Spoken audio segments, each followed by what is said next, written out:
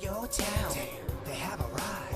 They're all around. So many aliens living in your. Hello, everybody. Welcome to the Weird and Whatever podcast. I got to be up front with everyone in the room and the audience. I've had a few beers before this podcast today. We're doing a podcast before. It got a little crazy. Yes. Mr. Beckett. What kind of podcast is before? We do the after the show podcast. We do the regular morning show, and then we do it after the show podcast where things get a little uncensored. We swear. We drink. I got to start showing up earlier. No, you are I can more- hunt down the beer guy. Yeah, man. Is the beer guy still here? Yeah, I can go hit him up. That's Francis, man. Denny, you have a mission. Do you want some beers, Mr. Beckett? Sure, I'll have a beer. Vicky, what are you? I'll have one. Oh, That's fine. Denny's, you now have a mission. And I'm not trying to make you beer bitch, but Threaten me with a good time. if you're not back in 5 minutes, we'll start drinking without you. No, we don't have anything to drink. How you guys doing? Real good. Glad to be back. Yeah, man, it didn't feel the same without you, brother. I appreciate it. You got your fans out there. Thanks. I know. Two of them? No, man. Don't listen to the haters. Screw the haters, My man. mom and my brother miss me. Hey, look, man, those are numbers. That's those true. are numbers. Vicky, how are you doing? I'm good, and I missed you. Aw, So thank that's what's you. important. I really did. Remember, I gave him a shout out in the empty chair where he was supposed to be. Totally, dude. really You add a great perspective. I love having you in here. I really do. I love the team that we have constructed here. I tried when I was in Haiti. That's why I wasn't here. And I tried to do a voodoo ceremony. We didn't ended up running out of time. Bitch Boy Beckett kind of came out. I got a little nervous. What? But we ran out of time. So is that really a voodoo type thing? Yeah, I don't know if it's part of the French culture or part of whatever, but voodoo's like a big thing. And we were getting ready to go, and we actually really did run out of time. That's the reason we didn't do it. But someone died, like in like a ceremony, like 6 months ago before, and I was just like, eh.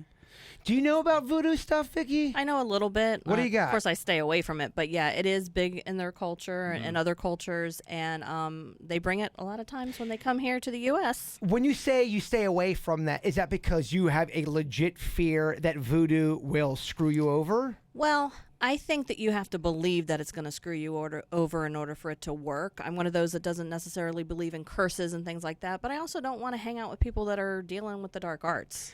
Somebody sent me an email. They were asking, they're saying, so Vicky is into all this psychic stuff. What does she do when she gets a terrible reading and it's potentially heartbreaking? Maybe it's something like your loved one's going to pass away, or Right. do you ever find yourself getting in the situations? I have. I've actually, unfortunately, saw people who were getting ready to meet their demise. I said it as nicely as possible just to prepare the person. That's all I can do is try to prepare them. I feel like I'm remiss if I don't mention it, though. Okay, if you could, just for the audience, let's say I am the person, almost like a little role playing. And we don't have to go Okay. so into the in depth, but someone really wanted to hear how you would approach this. Tell me about my loved one. Are they okay? Well, I have to be honest with you. Now, this is just from the way I see it, and that doesn't mean I'm right, but the way I see it, they have about 6 months or so. And that's how you would say it to somebody. Yeah. Have you ever had something like that where you've said that, almost kind of give a diagnosis in a sense, and it comes back completely wrong, and they're knocking on your door saying, "What are you talking about, you witch?" No, so far, unfortunately, and I do say unfortunately, someone asked me to see a friend of theirs one time, and when I saw her, she was in the hospital room. Mentally, I saw her, and she waved goodbye to me. And so I got this look on my face, and the person said, "Oh, I guess it's not good." I said, "Well, she just waved goodbye to me." And then she started getting better. And I was so glad that I was wrong. I was like, yes, I was wrong. I got a message a little while after that and said that she had passed. You are right. I was right, but I wanted to be wrong. Sure. I wanted to be, but I wasn't. Mr. Beckett, if you had a loved one on a deathbed and a psychic gave you a diagnosis, do you take that seriously? I mean, I'm talking not Beckett before the podcast, Beckett now. Do you kind of give it a little bit of credibility? A little bit. I think we've touched on it in one of our early podcasts that you're in such a desperate state. I think that you grab onto anything, especially if it's positive. I think that if I got cancer, I think I said I would do Eastern medicine, I would do Western medicine, I would have them cut it out, I would Rub dog meditate, poop on you? whatever. Yeah. Yeah. I get it. Yeah, and I would, I think that I've tried to be more spiritual in my life, and when you go through kind of tough times, that's when people kind of go back to their religion, or even if they kind of drift away from it, because you try to grab onto something that. So I probably Probably, yeah. It's funny you bring up the whole spiritualism thing. I got an email from somebody who said that they want to become more spiritual and that they were spiritual in their life, and they said they made it very clear they were not religious, they were spiritual. They did not subscribe to a an organized religion, but they said no matter what they did, no matter what they tried, they're going through the motions. They know in their heart they're not feeling spiritual. They're feeling kind of numb walking through this earth. And I know I've been a victim of that, walking through just kind of numb, not really having a consciousness, if that makes sense. Totally. Kind of going through the motions. How would you, and this is open for everybody on the panel, if someone's struggling with trying to get to a peaceful place in their life and they're doing everything they can, but they're still not getting there, what do they do? Well, they need to keep trying different things. I actually talked to one of our listeners yesterday, and just talking to him helped me. So there has to be somebody out there that can help you. There has to be someone that can lead you down a certain path where you make your own discovery. Nobody can force you to do anything, but people can lead you down certain paths that are going to help you find what you need to find. Unfortunately, there are people out there, and I've seen them. They're almost soulless. Yeah, how does someone get to that point? Is that background? Obviously, if you have a background where you have parents and families that don't love you, you're really, you're not ever getting that love. That's going to obviously, have that kind of aura. But what if you're a person that had a loving family, like a Ted Bundy? Ted Bundy had some weird shit go on in his life. I get that. Right. Ted Bundy, I believe he grew up. Ted Bundy, if you don't know, serial murderer. He grew up for a big part of his life thinking that his mother was, I believe it was he was thinking it was his mother, but really in reality it was like his stepmom, or it was his grandma. I think it was his grandma. It's his grandmother. yeah. Yeah, grandma. Yeah, please correct me. Like I said, a lot of beers over here. Correct me on all my shit. But yeah, but I know, like, if Beckett was raised in that situation, I don't think you become a serial killer. So Right. isn't there something else making that happen? I think you are who you are, basically.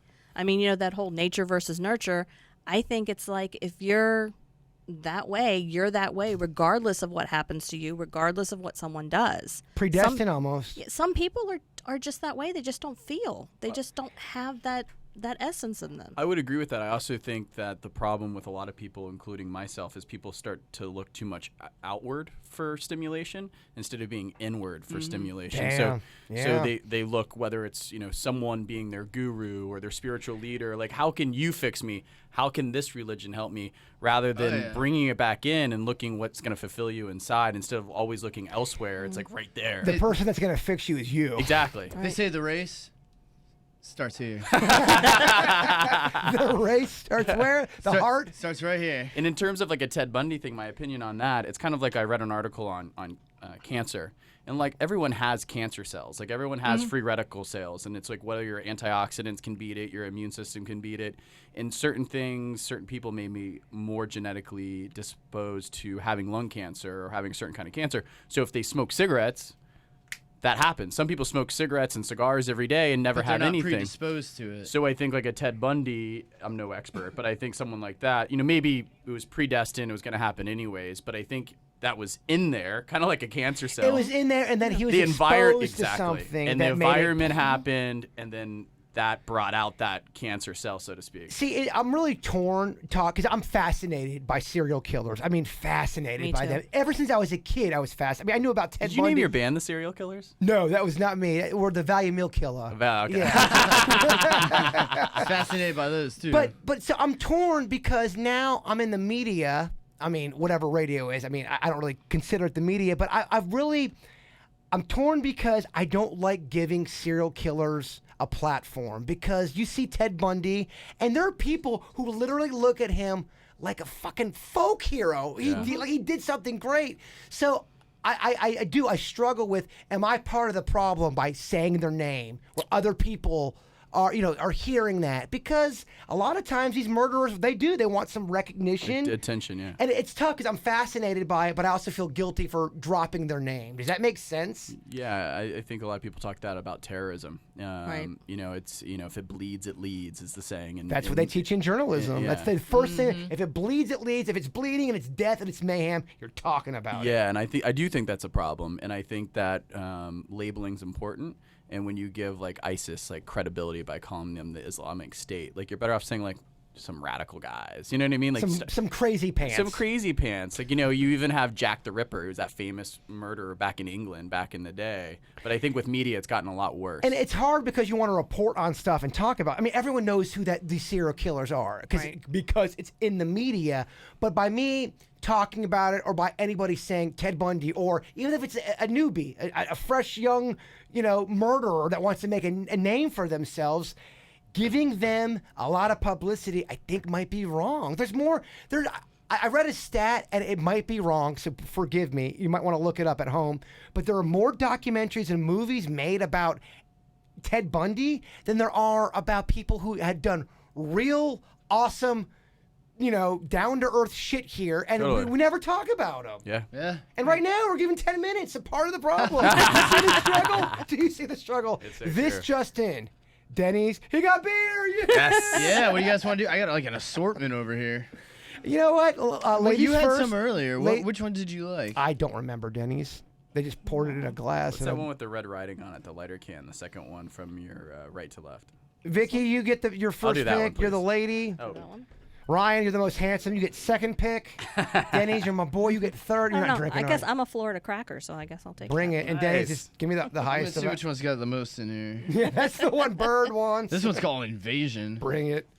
So I do want to get into some weird things we have not yet delved into. Oh yeah, let's. If Denny's would Plug? give me my beer, we would cheers. But he's reading the contents of the beer. Well, I know you don't like bitch ass beer. I don't care at this point. All right, this one looks good, man. Thanks, I man. think it looks good. You gonna have one too? Yeah, I'm gonna crack one open. Yeah. Hey, this is the first cheers and beer Cheers. together shared by the Weird and Whatever podcast. To everyone. you Cheers guys to are getting weird, awesome. right? Yeah. Cheers. Oh, I like that. Coin that. That'll be part of our Cheers to merchandising, the Vicky. weird. Have you guys ever heard of being born with a veil over your head? Yes. I know a girl that she says that she was born with the veil over her head. Now, Ryan, if you don't know what that is, Denny's, if you don't know what it is, it's a condition when you're born, there's skin. Well, your like a amniotic membrane. sac doesn't break. So it's not skin? Is it? It is a type of skin, right? It's a membrane. You come out and you're still in your sac. Yeah. And then they have to, peel that back. And they say that children that are born with the veil are more psychic than others.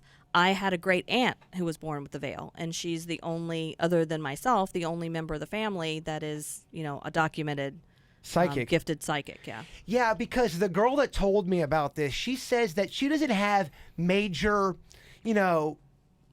life moments with the premonitions, but she'll have premonitions about stuff that doesn't really almost matter. I kind of have that same thing where I'll be thinking about something, and I'm not trying to be like, oh, I've got psychic powers. I'm just saying I could relate to that because I would have premonitions about things, but in the grand scheme of everything, it doesn't mean diddly dick. See what I'm saying? Yeah. It's almost like you're having premonitions about shit that doesn't matter. Yeah, but you have the potential, if you're doing that, and even if it doesn't matter, you have the potential to do things that will matter because you have that predisposition, they believe. It's basically because part of the reason is that you're without oxygen. There's like a scientific side to it. You're without oxygen for a few minutes. So you basically have a near-death experience while you're being born. That near-death experience is what people believe is what causes the psychic ability. Ah, that makes sense. So. It does totally make sense. Beckett, you being the skeptic here, you and Denny, like to get both And of just learning about the veil children. just learning about it. But yeah, when you hear something like that, what are your thoughts? Skeptical. But it's interesting. Like anytime there's any like we've talked about vibrations before, Yeah. even though on its face it might seem more out there, like anytime there's a thread of science in it, it makes me more interested. I'll say Vicky threw in that science fact for you. That yeah, helps yeah, out. reeled me in a little bit. Well, that's what I like. I like because we gotta. I think the purpose of this podcast is to talk about all this cool shit, but rule out the stuff that is just folklore and, Right. and bullshit. Yeah, I mean, when you talk about things that are crazy out there, quantum physics, where it's theory about theory in essence, and there's no, whatever. Like if there's some science on it, like even if you're talking about near-death experiences, like we've talked about, and there's certain things like your neurons that are firing, like that's a bridge that I can kind of get there. Now, when you say that, do you mean more on you're believing more on the science end or more on the psychic spiritual side? I'm more on the science side, but it helps me because I want to be on that spiritual side. I think we all do, right? Yeah. I think even the Everybody wants it. Even the guy driving that hates to listen to us, that still listens because you guys are so crazy, you hippies. Yeah. I think even that guy wants to have all this shit be real, right? Like, who doesn't Who want doesn't it? want magical shit to happen? Totally. And even if you're more on that side of the brain, it helps you digest, I think, a little bit because that's how you start. It's training wheels into it. And you can relate to it easier. I'm interested to see if anyone out there listening was a Veil baby or knew somebody that was a Veil baby. Please write in, send in your stuff. I mean, I would love to be able to try to compare. You're saying your aunt, was it your aunt? Yes, my great aunt. Your great aunt, she had it and she had the veil and she had the powers. At least you think she did. I'd like to see if other people have that experience. And what I think is interesting is I think it was her experience that caused that, but we also have some Native American on our side, so that's a lot more spiritual. So do But I. I think even though that condition was caused by her birth and it attributed to her psychic ability, I think that ability, however, was also inherited. So that's a little twist. It It's like a wasn't double. necessarily in her genes, but it was such an adaptation that it became something that we in turn inherited. Well, it makes sense because we've talked about the near-death experiences before, and people who they've been documented, they've all said it. They had the near-death experience. They see all the lights and the everlasting love and peace, and they get back on Earth and they are peaceful. There is without a doubt, big change in their personality and the way they think. How could that? I can see the comparison to a baby with the veil. Once you realize how fragile it all is, it puts everything into perspective. Well, I mean, if you're that close to death and you are, really facing the Grim Reaper eye to eye, maybe there is something that you get. Maybe that because you had to go through all that bullshit, maybe you get a little, hey, for your troubles, you get psychic abilities now. That'd be kind of cool. Yeah, absolutely. I could see a near-death experience definitely changing the chemicals in your brain to cause you to either pick up on things you didn't pick up originally. I would imagine. I love that. The lack of oxygen. I could absolutely see that. I hear the skeptic coming out, though. Chemicals in your brain. Yeah. There's a I'm big on science- brain chemicals, man. It's the chemicals that's doing it. I hear you. Your body does not want to die, so when it's shutting down, it's trying to help you cope. I'm going to go ahead and say something a little shocking here. I think Denny's now officially is the biggest skeptic on the Weird and Whatever podcast, except for moon landing and shape-shifting. Get out of here.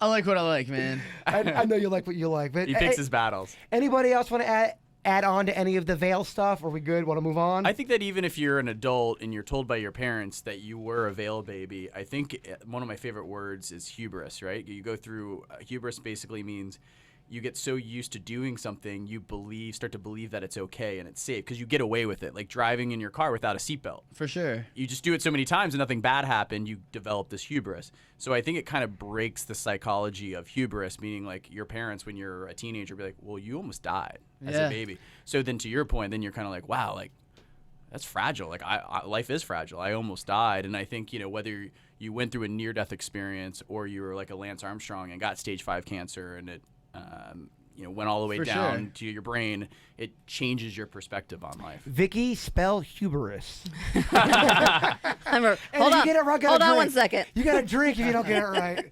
Yeah. They say man is cursed by their own hubris. It's an old saying. Is it? Absolutely. Where's this from? Is it from Shakespearean? Time. Time? It's been stated in you Have you heard of this, Denny? Or you're not Denny. Are you citing Time Magazine or just Time.com. Cheers, drink. It's one of the curses of humans. cheers? So Vicky wants to bring up doppelgangers. Vicky's always on point with her topics. No pressure, boys. So what do you want to talk about when it comes to doppelgangers? Well, I mean, some people think it's that we just all have a double that's walking around, but of course, do you believe that? I actually, when I was in 5th grade and I went to the Washington D.C. trip, there was a girl that looked awfully like me. So I do think unfortunately, there is somebody walking around that looks like me somewhere on this earth. But of course, naturally, I picked this topic because there's also a paranormal twist, and including famous people like Abraham Lincoln. One time he looked in the mirror and he saw his own doppelganger. It was a little bit paler than he was. And he mentioned to his wife, and she said, I think that means that you're going to be elected to a second term, but you're not going to make it through that term, which is, of course, what happened to him. This is a real thing. This is a real story. You can look it up. No shit. We had an experience in my family when, this was before I was born. My sister was in the living room, and she saw my mom, who was pregnant at the time, not with me, with another child, was pregnant, go through the house, go into the utility room, get a basket full of laundry, go back into the bedroom. My sister followed her in, spoke to her, and went back in front of the TV. A few minutes later, my mom came through for the first time from a different area and went in to go get that same basket of laundry because she never had gotten it the first time. She stood, when my sister saw her, she stood between the bed and the closet. Some people believe that when you see a doppelganger, it's a sign that something bad's going to happen, that someone in your family is going to die. That night, when my mom stood up between the bed and the closet, she had a miscarriage. Wow. And that was the evening after my sister had seen her double. Huh. So You would think like Fidel Castro and them would not want to have doppelgangers following them around then. definitely. For real though. No, you're right. If it brings a bad omen as such. So, is it always associated with? Because No. I remember I was about 8 years old. My entire family was at a church bazaar over there at St. Clair's Church in North Palm Beach, and we were getting me in the car. We're all getting ready to leave, and my mom and my aunt both go, "Oh my gosh!" in their Rhode Island accents. That kid looks just like you, but the kid was about 6 years to 8 years older than me. But it looked just like me, taller, older, but it was bizarre how much it looked like me. And then growing up, I remember what that person looked like. I looked just like that person. What the hell is that? Yeah. No one died. Well, Right, bad but happened. that's a different situation. That's when you actually saw a physical human being that matched. Whoever my sister followed into the bedroom was not a physical human being. That was not somebody Apparition. visiting Crazy. us. And what Lincoln saw in the mirror, they said that sometimes in those days the mirrors were kind of beveled and had all kinds of things wrong with them, and sometimes you could get two images in Yeah. it. But he was very clear in the fact that the other image was much paler than the one that he could see of himself. Do you think that doppelgangers transcend time, meaning that they have to exist at the exact same time, like in terms of birth and death, or they could overlap, or it could be 100 years apart? Well, so I was watching an old spaghetti western from like the 50s, and there was this girl on there that looked just like my friend Andrew Begeman, like to the T, and I even showed it to him. But that was like Looked just 40 like years him. in the past. Yeah. Right. So I mean, identical face. I feel like at some point faces got to start repeating parts. I mean, think Yeah. about all the humans on the planet. There's got to be people that start to look a little bit alike, similarities. But in my interpretation, there's more to it than just looks and aesthetics. And when she brought up Lincoln, I just Googled something that's always blown my mind. Have you ever heard the comparisons between Lincoln and Kennedy? Yes, all the So- Bring like- it. Give us some stats, Okay. Beckett. So Cool. Lincoln's secretary was named Kennedy. Kennedy's secretary was named Lincoln. Lincoln was shot in a theater named Ford. Kennedy was shot in a car called Lincoln, made by Ford. Booth and Oswald were both assassinated before their trials. They were elected in the same year, one in 1860, one in 1960. Like, it goes on. And they both on. had debilitating illnesses that they kept private from people. They were both U.S. presidents. They were both proponents of civil rights. Like, you could go on. Both presidents were shot in the back of the head in the presence of their wives. Like, you could go on and That's on. crazy. And What the a weird crazy That is, weird. that's pretty good. For the man. audience, good. for the audience at home, Google similarities between Lincoln and Kennedy. It'll blow your mind. And I heard too, and it's a little off topic, but I heard Lincoln was he would hold things. I mean, if he thought he did something wrong, he would hold it really. It would wear on his face. For example, I heard the rumor, and maybe it's not a rumor, maybe it's confirmed. He gave his wife an STD. Have you guys ever heard that? He gave, I believe, chlamydia. No. Was penicillin around? Did that get cleared up Can you right? do me a favor, Beckett? I might have had too many beers. Can you Google Lincoln chlamydia? Virginia's gonna come and be like, "What the hell happened on my computer?" I don't. But I thought I saw a documentary where he thought he gave. I'd his, imagine a lot of people back then would get chlamydia. Well, I think he was a man of character, but he cheated on his wife, Mary Todd. got So a did JFK. disease, an STD, and then gave it to Mary Todd, and the guilt was just, I mean, it was so much he couldn't even bear it. Yeah, he was also a spiritualist. Yeah, well, that's He why was I think, totally into all that. here's the thing: you can be human and a spiritual. I think you can make mistakes. I think he stepped out on the marriage and then got the STD. And I'd imagine back in the olden times, I don't think they're practicing safe sex, right? Right. No. Anything coming up with STD and Abraham Lincoln? Not yet. Did I make that up? No. You never heard that. All right, let's move on. I bet a lot of people had STDs back then. They just didn't. But no, couldn't it, cure 'em, it didn't was know a what they were. It was a You big. died enough- at 30, so it's a big deal. It was Yeah. a big. He died at 30. No, I'm saying people didn't live that Oh, long. They I didn't was gonna live. say Lincoln died at 30. The guy looked like he was 80. That was all the But stress. the only reason why I brought it up was because they said that he took everything to heart, and he would wear it on his sleeve and on his face. And I thought they had said he had an STD that he All felt right. bad about. So Wikipedia said that Lincoln had malaria twice. There's been claims that he had syphilis about 18. Syphilis, that's what it was.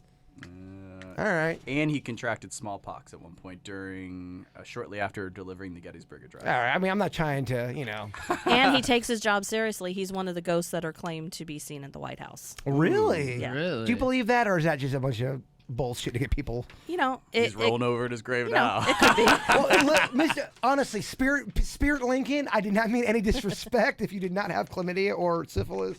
You know, what's funny is I have like a spirit guide or something that other people can see, but I can't. And he's tall and thin. Sometimes he has a beard. He has a top hat. He looks very similar to Abraham Lincoln. Do you have Lincoln following you around? No, I'm sure it's not Lincoln himself, but other people have seen him. What pressure that would be. Lincoln's the ghost that attracts to you. What if you got a Lincoln impersonator though, ghost instead? Because then it's more annoying. And you can't really tell the difference in the beginning. John F. Kennedy had STDs too. It's crazy. The Wow. similarities are like preposterous. It's amazing. It is. In fact, he had a couple, but What do you have for Kennedy? These are facts? it's on a site about famous historical figures you would never believe have STDs, and Abe Lincoln is number one. Number three is John F. Kennedy. Okay, so I'm not just pulling shit out of the air. There is some kind of talk about that. I could have swore I saw it on the network. You love that Einstein special. Oh, I love that. It was on the Einstein. What's the Einstein special on? Nat Geo. Yeah, that's where I saw it. I thought. I don't know. Sorry, I'm going to Lincoln. totally get you a T-shirt, by the way, with Einstein on it, and it's going to say, "I'm Einstein's bitch" at the bottom. I wish he was my ghost. And he was just like whispering in my ear like advice. Oh my gosh! What a great ghost. That'd be a great ghost. What if you got Walter Matthau though from IQ instead? I think I'd go We're talking doppelgangers. I'm trying to bring it all full circle. Where's the cricket sound? I'm bringing it full circle, guys. Where's the bombing joke? Full circle. Move on to the next topic. Do you guys know about feral children? Anything about where Like Mowgli. where kids are born or they're out in the jungle and they're raised by animals? You guys know anything about that stuff? Well, I think None Romulus outside and of Tarzan. Remus were coined to have sucked from the teat, I guess, of a wolf. So there's a theory that people that are I mean, that's a fact. You can look that one up too, guys. I didn't mean to just brush over that. Let's dive into this wolf boob sucking. No, we're done with that one. So feral children. Give me a howl like a wolf. Yes, the feral children. They are known. They're known to, after when they get back from being raised by wolves or monkeys, they get back into regular society, and people say that they are at the purest form of being spiritual, being the best human, because they have not been tainted by the human spirit. What are your guys' thoughts on that? A kid let's say a kid's born out in the jungle, apes are raising it. They find the kid 10 years old. Now this kid has to be back here on regular society. Does that work? Does that theory make sense? I think it does. Yeah, I mean, look at absolutely. animals. Animals are, for the most part, animals are pure of heart.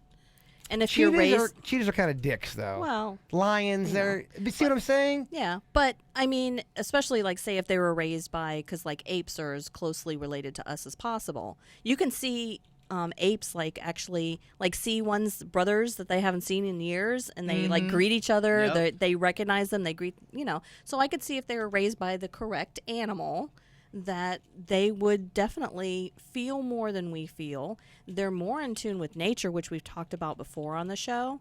Totally into nature and reading the signs of nature and just enjoying it and having that peace within them. Yeah, I've found that people who are really into nature, nature people, they are some of the most peaceful people out there. They don't get at all distracted by the rat race or all the bullshit that seems like a lot of people get distracted by. You know how it is with the work and everything you're involved in. It bogs you down. Man-made problems right there. They're all man-made problems. You had an interesting theory the other day. Me and you were talking. You were saying that your opinion, Denny's, is that we're all just kind of doing stuff on the planet until we die, just because we're trying to preoccupy time. Because death is inevitable. And so you just want something to distract you from A to B. So I think a lot of problems are created just to distract you from the fact that you're mortal. A lot of times we think our jobs are everything, and we are our jobs. That's your world. That's our identity. Is if I don't do good in my job, I have a terrible identity. I don't think it's that way. I think if you break all that shit away and you get down on more of a spiritual or more of just whatever you want to call it, mystical, I think there is something to that. Totally agree. I think it goes against it's a contrarian philosophy into our culture. So a lot of people will give you shit about it, but it's when you go away, and you just do a trip and you have no cell phone signal, no Wi-Fi, and no Instagram, it almost becomes like a serotonin response where you're like, yeah, I got certain likes on my Instagram, I gotta check it, I got this satisfaction or this positive feedback from my boss at my job, and you strip all that down and you look back when you're out of it and you're like, wow, that was such BS. Every time, near-death experience when we think about that. You're right. Full circle. Every time that I go on a trip or something, it seems I get very introspective. I get very spiritual. I think about everything in my life, all the things I've done wrong, things I want to get better at, and it's because I'm away from all of that. Mm-hmm. And I don't think you have to get on a plane to have that feeling. It's true. No. Society... It's trying to conform you to become a cog in the machine and to keep everything working, which it does. And if you fall out of that, you're not helping society, but you are helping yourself. So, this is a balance between the two of them. Can you live in both worlds? Can you be competitive in your job and then try to be, I guess, spiritual or care about the things that are really matters of the heart? I think you can be really good at your job, not necessarily be like a cutthroat person who's going to be at the top of their game, but you can definitely be good at your job and still have that other side. But someone like a Steve Jobs, could Steve Jobs have gotten to where he was at if he took the time to, break it all down about his feelings and about spiritualism and emotions? I don't know if someone like Steve Jobs gets to that point. Do you see what I'm saying? Yeah, and you could say the same thing. You could say the same thing about athletes, really intense athletes. I've heard a philosophy or a theory that some of the best athletes would be drug addicts if they weren't that level of a golfer, because they're so addicted to swinging the golf club, so passionate about that, and they have that addictive personality. Where I like to do a lot of different things, and that's a blessing and a curse because I'm a jack of all trades, master of none kind of guy, That's good. I'm not even that. I like a lot of cool shit that I'm not good at. Denny, anything to add on to that? Are we still on feral children, or what's the topic? We've gone in so many directions at this point. Again, if you are going to write emails saying, Jaybird, stay on topic, go screw yourself. I had a few beers. Sorry, y'all. Well, I got a cool thing to add if you think about feral children, because you're saying them being reintroduced back into society, they're going to obviously be different because they're going to be much more carnal. They're going to be much more id impulses. They're going to worry about hunger, shelter, showing dominance, all that stuff, which doesn't really work in our society if you're trying to be a normal person and conform. So I would think they would have a problem. But the reason I bring all this up is because there is a troop of monkeys that they found that show human characteristics more so than the average, love and protection that gorillas show. But there's this one troop that is known to be cannibalistic, and when invading troops come in, they will all eat part of the animal that they kill, another monkey, and then they take the bones and they'll set it out as a warning, and that's a very human characteristic. It's one of this rare troop of monkeys. It's like a mafia. Yeah, but they will actually send a message. Send a message. They send a message. It's almost like a higher thought process for for gorillas and monkeys. It's Very insane. human. Is that what where- a pack's called? Is it troop? I think so. Is it a troop of monkeys? I Vicky, like it. you're the adult. like it. You're the adult here. I don't know. I don't talk about monkeys a lot. Yeah, no, I mean, let me look this up. No, don't. Yeah, that's very interesting though, Denny. It's No, very- I have to make an observation though. When you first said, "Oh, Denny's," you know, we were talking about something the other night. The look in your eyes, that total deer caught in headlights, because you're sitting there going, "What did we talk about?" I rattle off. Like scared of what you. We rattle off some seriously like insane topics. So Don't worry, brother. All the dark shit. You I tell have me to wait is- till I hear a context clue to what it could actually be. You did look a little unnerved over there when I'm like, hey, the other night when we were talking. I think it is troop. any- TROUPE. Okay, very cool. Anything else you want to add on to the doppelganger? Also the feral children. We're all good? Who do you think I look the most like if I had a doppelganger? Keanu Reeves is one of them. Oh, I go with that. And then I would also say the guy that was in the Batman. What's his name? Is it the guy from Batman? Which Batman? Bale? No, the kid that looks like you from 10 Things I Hate About You. Oh, from Freddie Prinze Jr.? No, Joseph Gordon-Levitt. Joseph Gordon-Levitt. Was he in Batman? Yes, he was in Batman. He was a big part of Batman. I didn't see Batman. Oh, well. Yeah, you look like him too. What do you? Who does Beckett look like? If Beckett had a doppelganger, let's delve into Beckett's face here. Your hair looks great, by the way. Nice, man. It looks good. How long does a hairdo like that take? Is that 2 minutes or is that 10 minutes? It's annoying and no one believes me, and I don't do shit. I don't do anything. I'm just automatically good looking. So annoying. Seriously, girls know this. When you don't wash your hair, like, it's better. Oh, it I- is because I- you get the natural grease. Yeah. I'm a big fan of when girls don't do anything to their hair. I know agree. I've been told I'm sexist for saying that. You have no idea what girls go I through. don't like the straightened, like, whatever. Yeah. Like, have it, like, big. My whole thing, Vicky, is I don't think girls have messy hair ever. I think Yeah, No, I I want to see Beckett's face next week if I come in here with my hair when I look like Shirley Temple on crack next I like week. Shirley Temple. because Shirley Temple is I cute. don't do my hair. You love Shirley Temple. Beckett loves crack. I'm trying to figure out who Beckett looks like. I can't quite. If this is my homework, I could figure this out. I You could find definitely- you an could- identical. You could totally be a soap opera dude. You Oh could- yeah. Oh, yeah. For sure. yeah. Oh, yeah. A bunch of guys make fun of me. These Rob Lowe. I got Rob I Lowe. could see, I a can little see bit of that, and yeah. then I can see got that. the guy from White Collar. I forgot his name. Oh, that's it. The guy from Magic Mike. Oh yeah, Dude, identical. I I could get see it. That. I forgot that guy's I name. forget his name too. I forget his name too, but that's it. He had a real memorable role. We can't remember. He was in his White name. Collar, too. Yes, he was the TV show White Collar in USA. The one I always get is you look like Forrest Gump. You look like well, at least in that one photo we posted up, you look just like Bobcat Goldthwait. I do not look like You Bobcat don't, but in Gold- that one Stop photo, it. Get in the hell that out one of here. photo, You're a dick. you definitely look like that baseball player too. I don't know if you guys know who David Ortiz is, Big Poppy. He thinks I look like Big Dude, Poppy. he looks just like That's him. funny. You're weird. I enjoyed the throwback baseball pictures. I watched your the batter up. baseball. Yeah. Okay, nice. That was awesome. Who does Vicky look like? There's nobody. No, that's not true. We all look like somebody. And I also have a theory. Every human looks like an animal. So it's not an insulting game. Every human resembles some type of animal. I can see I that. am straight up primate. I got a widow's peak. I'm very, very monkey-like. Oh, look at that hair looking good. Oh yeah, I get my hair highlighted today on the show. Oh my god. How terrible does that shit look? That's like boy band 90s. Oh, like, You look yeah. like the Miz. shoe brushing. It's so bad, man. It look and the woman gave me a flat top on top of it, so it looks Oh, real yeah. sexy, ladies. It's amazing. I would say Vicky kind of reminds me of a little. You ever see Clarissa Explains It All? Oh, yeah. I could see her as what's her name? Not Mary Joan. Mary Hart? Yeah, Yeah. I can see that. Or maybe Shirley Temple if she was grown up. Oh yeah, when the neighbors used to have me come over when they had company, and they would say, "Oh, look at her, she looks just like Shirley See, there you Temple." go.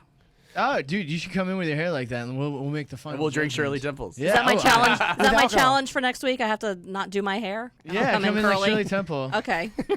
Yeah. I'll be Jimmy Durante. What? John Wick over here. John Wick. I don't even know what we're talking about right now. Oh, my notes, Denny's. Do me a favor. Stretch for me. The 7th inning stretch. I just stretched. Feels great. Get the oxygen going. You want to talk about some AI?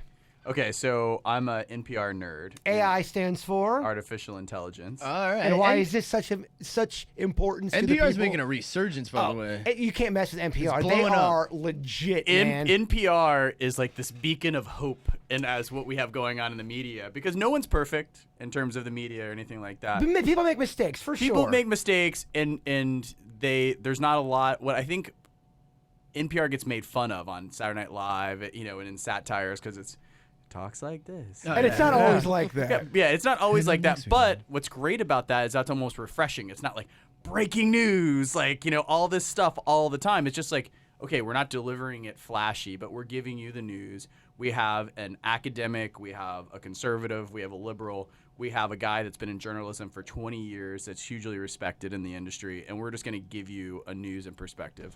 So I think in today's day and age with the media, it's great. And there's a small portion of government that funds NPR, but it's mainly funded by the listeners. That's like a big misconception. No, there's definitely some credibility. Credibility, with NPR, for 100%, sure. 100%. With today's day and what's going on and all that shit, I would say they are the most credible, at least. I Yeah. mean, I'll get emails saying, "Screw you," Yeah. I'm CNN or I'm Fox or whatever. Yeah, right. To me, it's all cartoon. All of it. It's all cartoon bullshit. Totally. NPR seems like, all right, there might be somebody that's telling the truth. Exactly. Because there's no one that they're trying to please. There's no one putting money in their Yeah, the pocket higher up. that they have a skew. They have endowments like the Ray Kroc's widow, the guy that founded McDonald's, like left them hundreds of millions of dollars. Like they have trusts and stuff like that where they're not beholden to a big corporation. Well, I do feel bad for legit media people that are, because, with anything, you're going to have people that are shysters and liars and that are terrible at their job. And then you're going to have people that really do want to have credibility and do it by the book and do it the right way.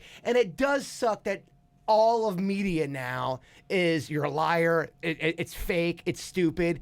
That's not the case. But how do you decipher between what's real and fake? No, That's it's tough. the problem now. It's tough. And then the next big thing is an entrepreneur that figures that out. So go on with your artificial intelligence rant. So Elon Musk is, this like weird genius, weird in a good way. He just seems to be really intelligent. He's got a lot of cool things going on. Seems to be advancing society in a positive direction. And he made a little waves recently in this big conference where he was talking about artificial intelligence, and he put it in a way that kind of Terminator, the movie, kind of put. Skynet. Skynet. We talked a little bit about this on the morning show. Really? We did. Yeah, like how it's very doom and gloom. And he had luminaries from industries, not dumb people, like super intelligent academics, business people in this. I forgot which conference it was, but they explained it. Check it out on NPR's website. Well, but he puts out a warning, right? Puts out a warning. He said that AI is one of the largest existential threats to the human race. And Terminator is interesting. And yeah, it's Hollywood and it's sci-fi. Ray Bradbury, you guys probably had Absolutely. school Iconic. reading. School reading was Fahrenheit 451, I think that's the name of the book. Temperature in which books burn. Exactly. Books burn, paper burns at 451 degrees. I ironically took a class in undergrad about it. And he said in an interview, the guy that interviewed him was like, do you think that you're predicting the future? Like when you write these kind of books? And his answer I thought was amazing. He goes, no, I'm trying to prevent it. Meaning it's a cautionary tale. And so things like this, like it's always good to look at these things. Like you have IBM Watson, that's going in there. It's a real thing. Like it's learning your buying habits and whatever. And it seems so benign at this point. But, you have a guy like Elon Musk who's obviously by geniuses think he's a genius, Yeah. It's something to heed warning and to take seriously. But in layman's terms, is it basically saying computers, artificial intelligence, they're taking over the world? Look out, humans. He's saying that a technology has like when you fold a piece of paper, it's one fold, two fold. And you've made a comment, in the last 100 years, you've seen a boom in technological advancement because certain things make things accelerated in terms of how things are. So it seems like a bridge far off in terms of getting to AI. But we could wake up, we didn't have the iPhone 10, 12 years ago, right? It's the technology is accelerating. Big time. Yeah. And in layman's terms, it's something that you have to put checks and balances on the government, on corporations. Like you have corporations like, it's Skynet. Like maybe that's Amazon. Maybe that's For Google, sure. Alphabet. They often argue that Amazon. And you know me, I'm not the conspiracy theory guy in this room, but there's reasons why you need checks and balances, and information and privacy is really important.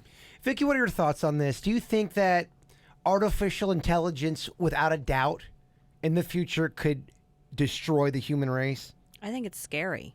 I mean, the concept of it is completely scary, but I also look at it from a more simplistic side, whereas this intelligence will make most of our jobs obsolete. That's what's scary. And how are we supposed to survive if our job's just been taken over? You know, the naysayers who say, you know, "Hey, quit downing on technology. This has always been the progression of man and woman, where you come through and people lose their jobs for the better of society, for the future. Get over yourself. This is a dime a dozen tale." Because when you think about it, back in the day when they didn't have, you know, certain technologies, people were doing things the one way. When the technology came, they were out of a job. But we weren't around for the change, so we don't give a shit about the people that lost the job. So is that humans just being babies, and that's just the common way that we go as humans? Or is that something where we need to protect it and say, humans have these jobs, AI is going to totally take them away? Or do we just have to, am I sounding like a dinosaur when I say, I don't want any technology, they're taking humans' jobs? Am I the dinosaur on that? Well, honestly, I don't think we can stop it. You're right. You're Because right. you're going to have a consensus of everyone, and the people who are in charge, the people who are driving this movement, the people who want this to come about, unfortunately, they're going to be more powerful than the rest of us. You're a And tech it's just guy, gonna go. Denny. I'm sorry, I didn't mean to cut you off, No. Vicky. You're a tech guy, Denny's. What's your whole thing? I mean, you love computers, and you're very good at computers. You're great at technology. Are you afraid that that's going to take jobs away from humans and maybe even kill us?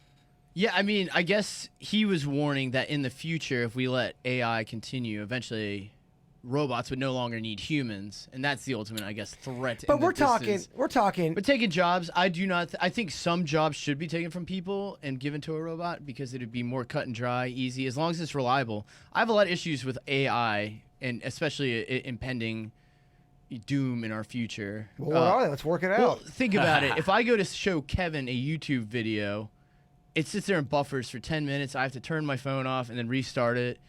I mean, that's just a simple problem that I have. Now we're going to say robots are going to be able to kill us all because they have AI when there's constantly technical issues. That's a good theory. I mean, I like that. Yeah, but it could be a technical issue that makes them actually kill us. True. What I would Well, that's a Damn. big scary thing. Is that Vicky comes back flip with the a script. laugh. it Flip could the turn. script. Absolutely. But at the same time, too, everything that AI has, every movement, every thought that's going to be, it has to be programmed by a person. And we're moving away from keeping storage on devices and more to moving storage into the cloud or whatever server we're using. Technically, if all information's stored up virtually, we could always just shut down a server, and that would then end any sort. Because I'd imagine if they're making robots that learn on the fly, you wouldn't be able to internally store that. I think- you would have to be cloud-based. I think the way that I wrap my head around it and understand a potential threat, whether that's 5 years from now or 500 years from now, is the crux of the Terminator story was that when you're an intelligent being, what's the main thing that you worry about? It's survival. Yeah. So when your survival is threatened, that's when, I'm the veg animal lover, but if a bear's coming at me, I'll shoot the hell out of the bear. For sure. You know? So I think, if I remember correctly, in Terminator, they were going to disconnect Skynet, right? And Yeah. that's when Skynet decided to start defending itself. So they used a saying, becoming self-aware. That's a big thing. It becomes self-aware, and when you become really intelligent, because these things are learning. They're learning. At first, it was oh, let me do 2 + 2, and it says 4, and that was cute of a computer. Now they're Watson's doing some. It's not mainstream. It's not For on our sure. cell phones yet. It's doing. Servers used to take entire building floors. Absolutely. And now your iPhone is doing that same thing and more. That's pretty intense. And Yeah. to what you were saying before, right now you think that humans are going to be programming, but eventually it will be the computers. So even if it starts programming. Programming the Program- computers. Yeah. Even if it starts programming itself, I mean, it still is. It comes from an energy source. There's just too many things that technologically go wrong. But don't we can't you- go a week without something breaking on our board? But here, and that's right now, though. I guess the point some people are trying to make is So in what the if we future, get to we a- get tons of robots. They're everybody. There are taxi drivers. There are you servers don't at think restaurants. you don't think they could take over? You don't think they well, would I have? feel like they could absolutely take over, but I would imagine some person is hacking them to take over. I mean, you have to teach them. So if they start learning to love, the famous example, robots are learning to love, that is so many strings of information you have to program. There's chemical endorphins that go off in your brain. You feel fluttering in your heart. You feel butterflies in your stomach. That is not going to be something you're going to program. Anger is also a very tricky thing. What makes them angry? Why would they get angry? Why would they even have anger? humans keep fucking up shit. But they're a robot programmed for a task. Like, why would they give a Well, crap about that? I don't know if you guys have seen, they've had robots try to write music. They've got all these robots. They're super, super smart. They know all about music. And they say, okay, they program the robots to play a whole original song. And then you hear the song that they produce. It's like, ding, ding, ding, ding, ding, ding. Lack of emotion. There's zero heart.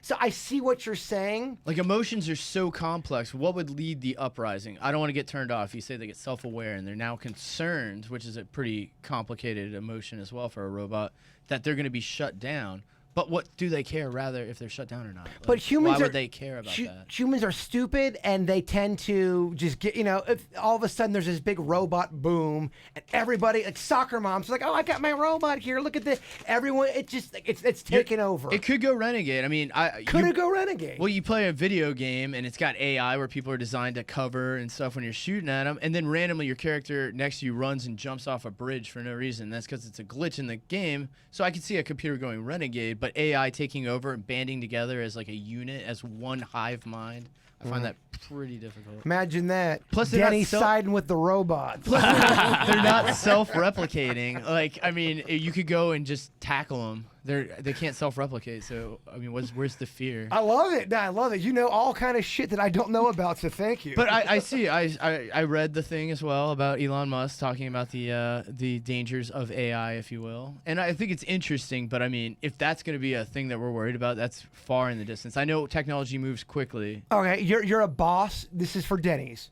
You're a boss. You have a chance to have all these robots do the same job humans can do. Hire all the robots. But all these humans, they have families. I mean, they are going to be homeless. Yeah, I don't want them Shit's taking. going to go down for I these get families. it. You don't want them taking As jobs. the boss, do you hire the robots who can do a little bit of better job, or do you keep the humans? If I was like a guy and I had the cigar and I'm like, what do I do? Yeah, I would probably keep the humans just because I share compassion If you're with the the- human race. No, seriously, what would you do? I would You- hire humans. You're the boss. You have that chance. I'm not hiring the robots because I'm afraid of them or anything. I don't want to ruin people's lives. Okay. I'd rather they would have jobs. All right, you're I not mean, so. a robot doesn't have to go home and it's been a tough day. Roboting. All right, you're not that big of a robotic douche. I'm not afraid of the AI movement. I mean, I've been watching the AI movement for like 20 years now. Well, and it moves at the speed of molasses. For every step they take forward, they introduce something new that then takes us a step back as well. Well, people love to be freaked out. I mean, it's really a billion-dollar industry freaking people out. People love to feel like, oh, this is the end of times. And I said it before, every generation has always thought they were living in the end of days. Dude, they found documents from like Greece where they thought it was the end of days. There's a big difference, though. We had nuclear weapons now. Like, it was one thing when you had to march Oh, you're right. a year to go fight a battle and stab a guy in the chest. And you thought the moon... And you lost half your army to syphilis. And you You're thought the absolutely moon right. was some angel face winking at you. You Another- didn't know what was it's another thing when going you on. have two superpowers that can, by all accounts, wipe out the world.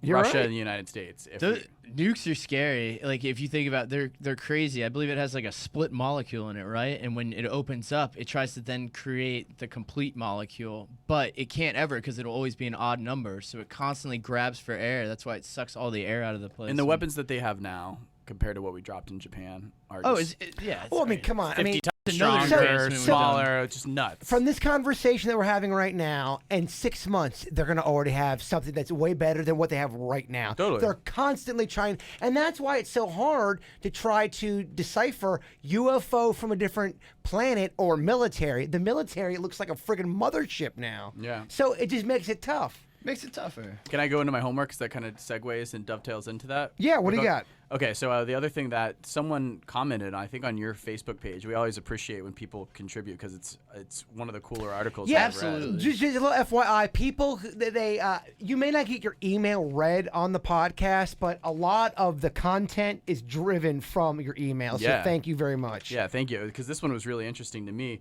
So we've been talking about aliens and climate change and those two things separately, but there's something called the Fermi effect.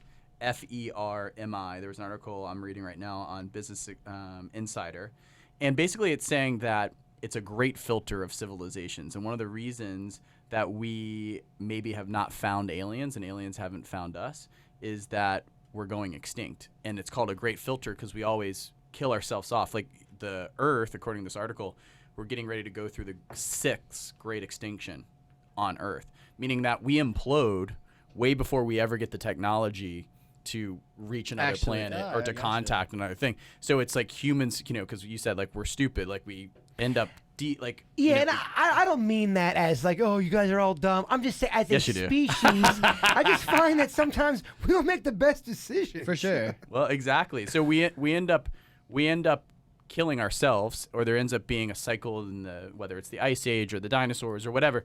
But intelligent beings, like we end up filtering ourselves, like we don't. Because in the span of the universe and the time and the depth of it, we're just a blip on the radar. of time. Absolutely. and There's it's probably almost- been multiple rounds. And it's almost like we don't allow ourselves to get as great as we possibly could be because we're in our own way. Am I off on interpreting it that way? No, I totally agree. I mean, Vicky, what are your thoughts on So this? what are you saying? Saying that they don't bother with us because they know we're just no, dying. it's saying that other beings have the same problem. Like it's the great filter. It's the great filter is the Fermi paradox, and it's saying that we're getting ready to go through our 6th mass extinction on Earth, and we're approaching it with climate change, and it's just saying that that's affecting us. Like we're going to kill ourselves before we ever have the Before we technology. get to the point where we've advanced enough to travel Exactly. farther. We'll in never know our space. greatest potential because we're screwing it And then up. it'll all start over again. Yeah, man. It totally the blows ooze. my mind. Vicky, please elaborate on that theory. I just hope it's not during my lifetime. I'm just Oh, we're probably talking billions of years. So are we talking the next great extinction for humans would be what? Would it be technology? Would it be weather? It would be I think it's if I was a betting man, If you're a betting man. It would be- What takes out humans? climate change before technology. Vicky? climate. I gotta yeah, go I'd with that agree too. with that. That's what took out the dinosaurs. You don't think you don't think we screw it up before the weather does? Well, technically, we are screwing up the environment. I think that technology has Yeah. the potential, a la people like Elon Musk, to help mitigate climate change. I think that AI, get it, our previous conversation, is something to be aware of, but I think climate change affects us way sooner. So you believe in climate change? You think it's a real thing do you think climate change is a man-made thing, or is it something that it comes with the cycles? I think that the answer is that it's both, and I think that most of the scientific community, like it's become so partisan. It's controversial topic too. I big know, time. but it's controversial only in the United States. Every single other major country has signed on to the Paris Agreement. Even we did. Like, it's become a politician thing supported by people that are in states and groups with fossil fuels and special interest and things like that. All of us, all of our friends are not educated in that particular topic well enough to educate in an educated manner, say that humans. I think climate change happens no matter what. Yeah, I think it's I do natural. too. I think it happens no matter what. I think it happens no matter what, and I think that we are exacerbating it at an alarming rate. We're making it happen a lot. If you look at CO2 particles and like things that are all not subjective but objective measurements, like what happens if you just do like a microcosm? It's always better to shrink things down, boil things down. If you shut your garage door, run your car in your garage for 15 minutes with you sitting, what happens? Take a You're gonna nap. die. You die. so die. Take a nap. so who's to think like we deforest, we put all this carbon dioxide, like all this deforestation, and it's not me, it's not us, it's not our friends, it's not politicians. If you listen to the majority, you could debate if it's 99% of scientists, 70% of scientists. If it was 50-50 scientists of climate scientists that say, hey, maybe humans aren't affecting this, maybe humans But are. the majority- So what is wrong with erring on the side of caution for clean? What happens if if those people that are against humans, they don't believe in humans causing climate change, what happens if they're wrong, right? Yeah. Why not? The downside risk of going with the camp that thinks that humans are, which again is the majority of countries, of scientists and everything, the downside is that we have cleaner air, like we have cleaner water. What's your opinion, Vicky? Absolutely. I You- mean, you feel- we're, you cre- feel we're like that we're- creating we're creating our own problems. But the problem is getting everybody collectively together to stop what's already been started. I can tell you, I was born in Florida. I was here when it snowed in Florida. Now every winter, I don't even use a sweater. So don't tell me that it's not happening. It's You don't- definitely happening. You don't think that's just a cycle? Right now, I am not at all saying that I'm just asking the question because I want to get both sides. You don't feel like there's no way that's just a cycle kind of a I don't thing? think it's coming back around to something good. No, I don't. Got ya. Okay, interesting. When did it snow in Florida? 77? 75? Okay, yeah. I was one of the few kids that got sent to school that day, and I've never gotten over it, by the way. Isn't that crazy? It's not snowed since then. Oh yeah. Well, in North Florida, in Jacksonville, it's flory. But Yeah. I'm talking about down here. Yeah, down Definitely, here, yeah. that was it. And my mom sent me to school. I think one of my opinions, of the problems with politics and the way that policies get pushed through. Like you vote for something, it's how they word it. Like you say yes when you meant to say no with the solar thing. It's and all like, in the best interest of who's going to make money. Lobbyists play a humongous part in what gets passed. Right. And especially going green does not make extra money. right. They say especially pro-life. They say pro-life. Where they say who's the other camp? Anti-life. Yeah. They have like these ways to word Oh, things. it's spun. And I think climate change is only part of it. Like I think they should just let's have like carbon dioxide emissions. Like look how bad it is. Like who cares about necessarily Donald Trump was on one of his things and he's like it's snowing, it's cold. Like climate change isn't real. Like but look at the CO2 parts per million that's going on. Look at the rising. Like these are all objective things. I'll let you handle the Trump climate emails. Danny. I'm not dealing with. Dude, I think climate change is related to the moon. The moon pulls back a little bit every year, and it's slowly turning the Earth off kilt. And as it does, different parts are exposed to sunlight, and they are melting because they've never been exposed to sunlight before. And gradually, that is what's causing it. So And I do believe pollution doesn't help. On the record, though, you think that man does contribute to this or no? I would imagine that the contribution's pretty low. I Okay. imagine that doesn't help. I get it. It But doesn't you help. think even- greenhouse is it is a thing. But so. even at the lowest level of that I should say the highest level of humans polluting, you don't think that's enough? Well, if you look at how big the planet is and how giant the ocean is, and that takes up a majority, so we're only polluting in the spaces that are land. That's less than the ocean. No, Sure. we're polluting the oceans too. there's Well, we're there's a throwing there's a trash trash in- thing the side of Texas. I like Trash. it. And It I'm talking purely emissions. Wow, that's our first weird one ever fight. I like it. Well, yeah, trash being separate. I'm talking purely emissions here. Just something that would cause a greenhouse effect and cause the Earth to get hotter. Yeah, but I think Ryan's example of closing that garage door and what happens just in that short amount of time, when you have all these people doing that at once, there has to be a huge negative but effect I would on say it. it's in a small percentage. It's Okay, it's like that theory. It's like as- too big to fail. Like all of our banks were too big to fail. Like before the economy. Like like Bank of America can never fail. Well, shit's sensitive.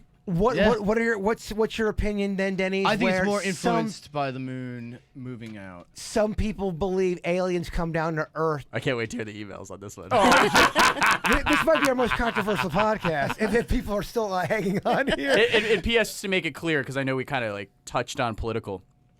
The Paris Agreement, if you want to debate about the business aspects of the United States and whether that was a fair deal, I can maybe align with you on some things with that. So let's take the Paris Agreement out of the debate. Because whether the business side of it, it's just climate change is what we're talking about here. Climate change. It's just climate change. yeah. It's pollution. It's being a good custodian of our Earth. I think we all agree we should keep Earth beautiful, looking nice. Keep it Don't- pretty. Don't choke out the seals with your Coke cans. I think we all, politics aside, we don't want this place to look shitty. I think we all can agree on that one, right? Totally. Absolutely. Yeah. And I mean, emissions, definitely. I don't think they're healthy. Here's an interesting analogy. My buddy went through veterinary medicine. He went to veterinary medicine and he had a choice. He can go to research, which he was more passionate about, or he could go into small animal medicine. He would make way more money in small animal medicine. And what happens is these people that own these little foo-foo dogs, when something is what's visceral, like orthopedics, like if a dog has a tumor that's internalized, it's not visceral. They can't see it. But when a dog's limping, it's visceral. So the owner is more likely to shell out money because they can see it. Yeah. They can see it. Evidence. They have sympathy. There's evidence of it. So when you have things that are like CO2 particles in the earth and stuff like that, It's hard to care about. it's hard because it's a death by 1,000 cuts, right? And it happens over time. So it's important to have that mindset when you look at things and be like, this is a big deal. And just because you can't see it, just because there aren't polar bears washing up in Miami mean it's Beach, not real. doesn't mean that it's not real and really Well, going. some people believe that aliens come down to Earth to say, humans, stop doing this. You are being bad humans. Stop doing all this shit that's fucking up your I would planet. Stood welcome. I would still. welcome that. I would welcome that. Well, that really is a theory. Oh, I mean, it goes with the entire, atomic bomb and nukes and all that stuff. The aliens kind of put it under, and I don't want to speak for the aliens because that's kind of arrogant of me, but people are saying that aliens are trying to stop humans from polluting the earth, from dropping bombs, because if you drop an atomic bomb or a nuke, Or if you're dropping it on your own planet, of course, once you are able to leave your planet, you're going to drop it on other people. Well, and who's to say that dropping that nuke on our Earth, it does not mess up the atmosphere when it goes up? And that's a big part of it. That's why I'm real big into the time travel theory for aliens, that aliens are people in the past coming back trying to prevent things from happening. Time I think that's travel- such a cool concept. Time travel so blows my mind. I watch Back to the Future, and I have to pause. Wait a minute now. All right, he went back in the 50s diner. It's a lot. I love. It's like Marty McFly goes on a date with his own mom. I do love time travel, but there's a lot. with Einstein it. believed in it. Time travel is key, Oh, well, man. my boy. Einstein believed in it. The toughest part about time travel Man, is you the love paradox.